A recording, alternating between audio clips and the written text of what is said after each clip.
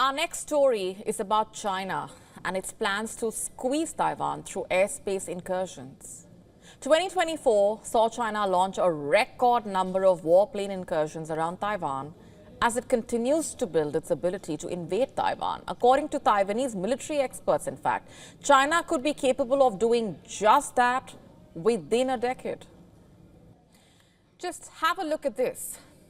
It's a representation of just how many times Chinese airplanes violated Taiwan's airspace in the last 1 year. Chinese warplanes flying more often into and in larger numbers very close to Taiwan. And every time they do that, Taiwan's military is forced to respond, which also wears down its resources and morale in a way. In 2022, 1,727 Chinese military planes flew into Taiwan's de facto ADIZ, Air Defense Identification Zone, that was double the previous year's total. In 2023, it was a similar number, but heavily concentrated during military drills launched in April and September. In 2024, there were more than 3,000 PLA incursions. Due to changes in the Taiwan Defense Ministry's reporting methods last year, it's no longer possible to see what type of PLA planes flew or where. But the number of incursions is still worrisome, especially given the diversity of the PLA's course of activity against Taiwan. Besides the air zone incursions, the PLA has also demonstrated more sophisticated joint operations, drone encirclements of the island, missile tests, and integration of civilian forces. In its annual report on China's military developments, according to U.S. Defense Department, PLA has also, in fact, long emphasized the importance of joint firepower strikes. As a component of large-scale operations, they have explicitly tied that to a Taiwan invasion in PLA writings. Just have a look at this map now. Chinese military drills held in May and October, named Joint SWORD 2024 A and B, surrounded Taiwan's main island with joint exercises by all branches of the PLA. It included, for the first time, the increasingly militarized Coast Guard. Also, what does that tell you? It basically shows that China is demonstrating its ability to surge forces, get people up and moving, to seize the operating area.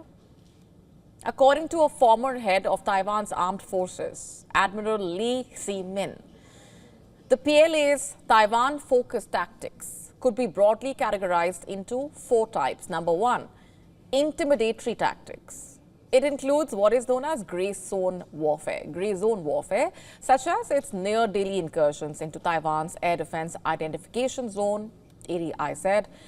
Coercive tactics being number 2. They could be creating a blockade or quarantine. Number 3, punitive attacks, which includes missile bombardments. And lastly, number 4 being conquest, that is full-scale invasion.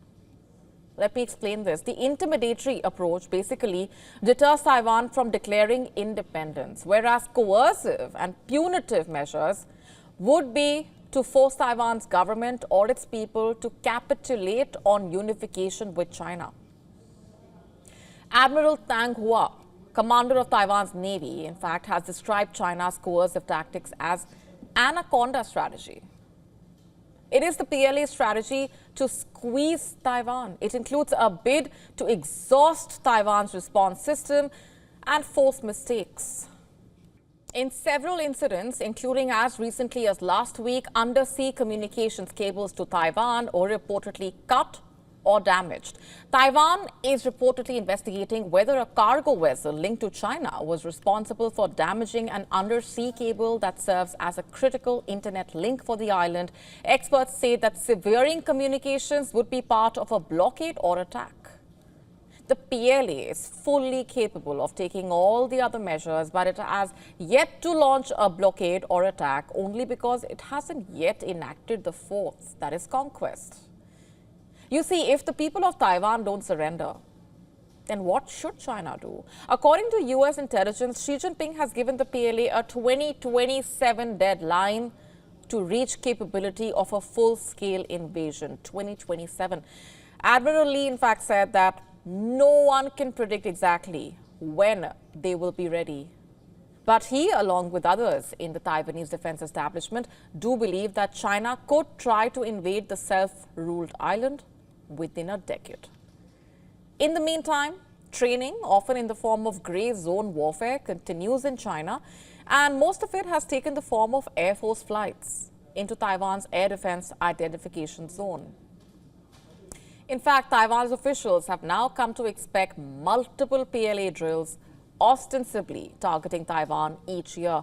So far, Taiwan has managed to maintain control with their responses, and analysts expect PLA to continue the tactics in 2025.